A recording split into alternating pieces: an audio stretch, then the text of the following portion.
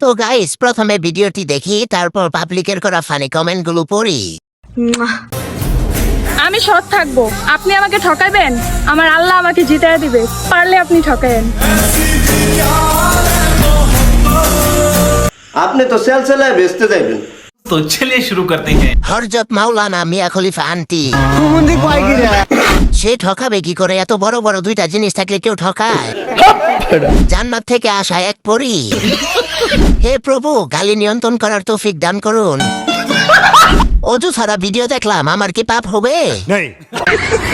এই সৎ বোনটি মনে হয় মাত্র জান্নাত থেকে বের হয়েছে। তুমি সততার পুরস্কার বাবা এইভাবে চলাফেরা করলে। যাক, অনেকদিন পরে একটা ইমানদার ব্যক্তি পাওয়া গেল।